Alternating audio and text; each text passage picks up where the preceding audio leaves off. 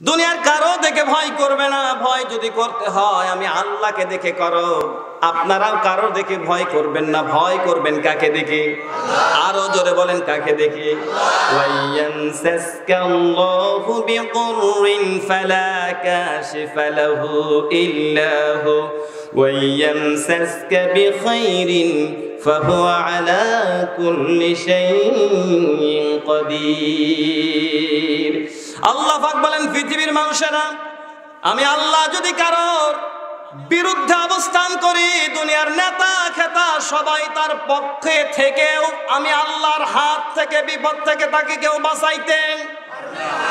আর আমি আল্লাহ যদি কারোর পক্ষে থাকি, দুনিয়ার সব কিছু তার বিপক্ষে চলে গেলেও আমার ওই গোলামের কেউ কোনোদিন কোনো ক্ষতি করতে পারবে না। সব কর্তৃত্ব ক্ষমতা কার হাতে?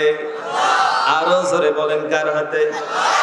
আমার ভাইরা, এই কারণে বুকে সাহস নিয়ে আল্লাহর ভয় নিয়ে সামনে আগানো লাগবে। আল্লাহ বলছেন, আমানুত্তাকুল্লাহ হাক্কা তুকাতিহি। শব্দের দিকে খেয়াল করেন। আল্লাহ শুধুমাত্র তাকওয়ার কথা বললেই তো পারতেন, হাক্কা শব্দটা আল্লাহ কেন দিলেন? তার মানে যথাযথভাবে ভয় করো, ভয় করার মতো করে ভয় করো।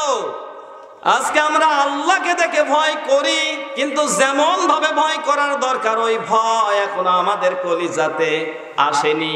এখানে যদি আমি প্রশ্ন করি, ভাই আপনারা আল্লাহকে দেখে ভয় করেন তো? আমার মনে হয় এমন কেউ নেই যে বলবে যে ভয় করি না। কেউ বলবে? কিন্তু ভয় করার মতো আমরা করি না। তার বাস্তব প্রমাণ, আমরা নিজেদেরকে মুসলিম বলে দাবি করি, আমরা আত্মসমর্পণ করেছি বলে স্বীকার করি, কিন্তু আল্লাহর বিধানের প্রতি আমরা এখনো অনেকে সন্তুষ্ট না। আমার ভাইরা, আল্লাহর কোন বিধান মানে না এমন না। যদি আল্লাহর কোন বিধানের প্রতি পৃথিবীতে কোনো মানুষ একটু অসন্তোষ প্রকাশ করে, ওর জীবনের যত আমল ছিল সবগুলো নষ্ট করে দেবেন আমার আল্লাহ। আল্লাহ পাক বলেন, যালিকা বিআন্নাহুম কারিহু মা আনজালাল্লাহু ফাআহবাতা আমালাহুম। সূরা মুহাম্মাদের 9 নম্বর আয়াত থেকে বলছি, আল্লাহর কোন বিধান আপনি মানেন না এমন না, শুধু মনে মনে চিন্তা করেছেন আল্লাহ এই নিয়ম না দিলেই হয়তো নামাজের বিধান দিয়েছে, ঠিকই আছে, কিন্তু এই ওযুর ঝামেলা যদি না থাকতো তাইলেই তো হয়ে যেত। কথা বোঝেননি? লোকটা মানে না এমন না, কিন্তু মনের মধ্যে শুধু এই চিন্তা এসেছে।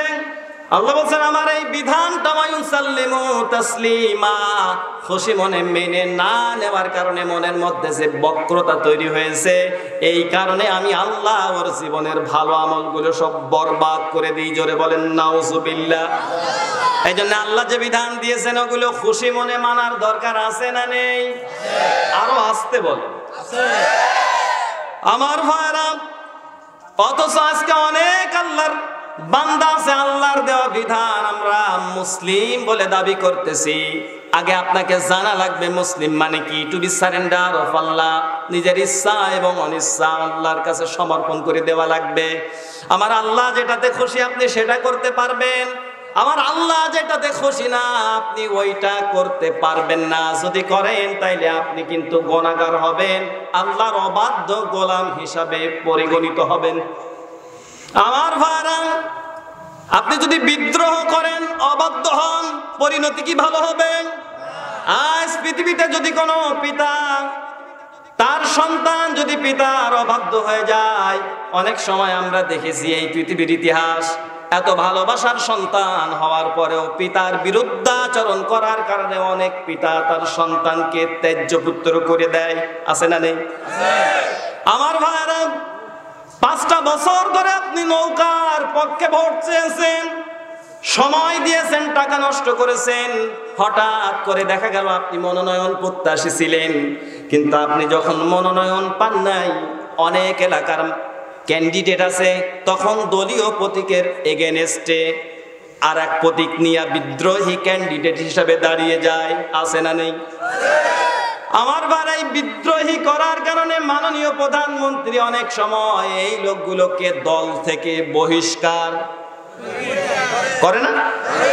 আমার ভাইরা কি শিক্ষা নিলেন?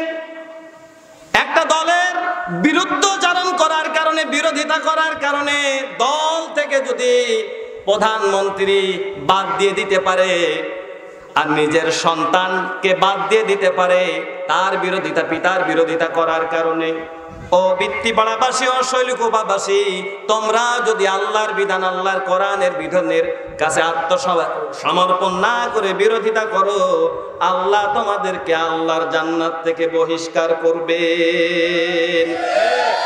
এই জন্য বিরোধিতা না, আল্লাহর ওয়ালা এবং আল্লাহ যে কোরআন দিয়েছেন এই কোরআনের পক্ষ অবলম্বন করা লাগবে। কথা বলেন ঠিক কিনা?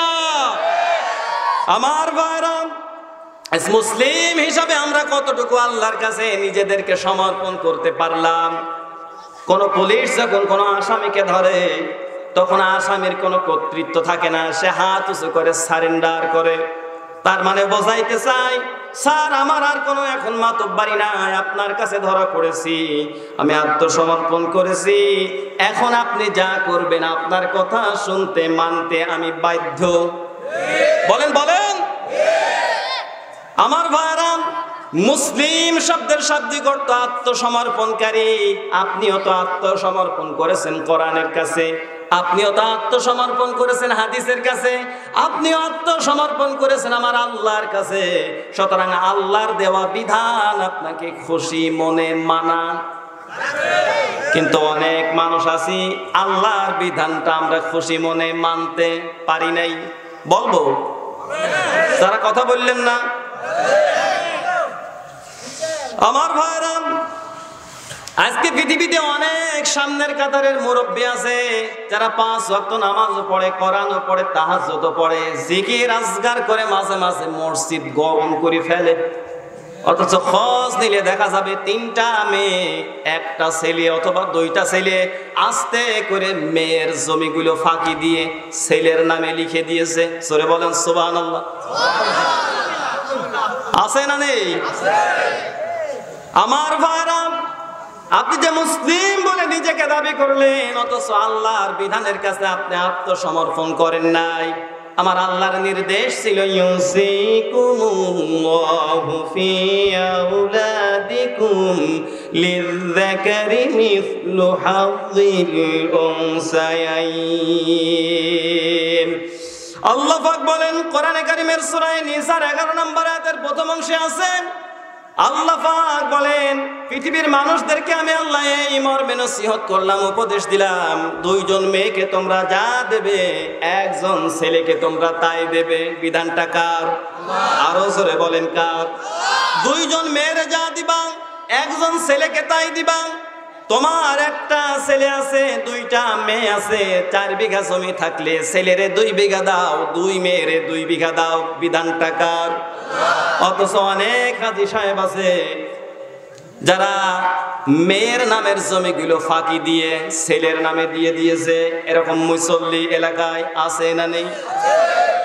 আমার মনে হয় মুসল্লিগুলো যখন আপনাদের এত সুন্দর মসজিদ, এই মসজিদের কোনায় যায় যখন মেয়েদের হক ফাঁকি দিয়া ছেলের নামে জমি দিয়া যখন মসজিদের কোনায় বসে ইল্লাল্লাহ ইল্লাল্লাহ জিকির করে, ওই সময় ইবলিস জানালার এই রডগুলো আছে এগুলো ধরে ধরে দাঁড়ায় দেখে দেখে আর চিন্তা করে, আল্লাহ তুমি আমার ইবলিস বানাইছো, এই লোকটা চোখে দেখোনি, ও তো আমার চেয়ে বড় শয়তান। কথা বলেন।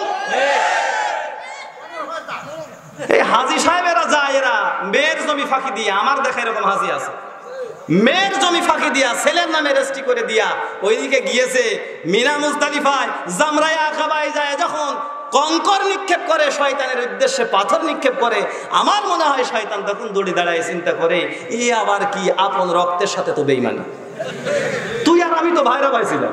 কথা বলছেন না কেন? সম্মানিত ভাইরা, আল্লাহর এই বিধান ছিল মেয়েরে যা দিবা ছেলেরে তার ডবল দিবা। মেয়েরে যদি 1 দাও ছেলেরে 2 দিবা, মেয়েরে যদি হাফ দাও ছেলেরে 1 দিবা। আল্লাহ তাআলা এই বিধান দিয়েছেন অথচ আমরা এই বিধানের প্রতি আত্মসমর্পণ করতে পারি নাই। অনেক ক্ষেত্রে আমি দেখেছি আজকে অনেক পিতা আছে, অনেক মাতা আছে যারা এই চিন্তা করে যে মেয়েদের দিয়ে দিলে পরের ছেলে খাবে। এরকম চিন্তার লোক আছে না নেই? কেন আপনি এই চিন্তা করেন? আমি আশ্চর্য হয়ে যাই।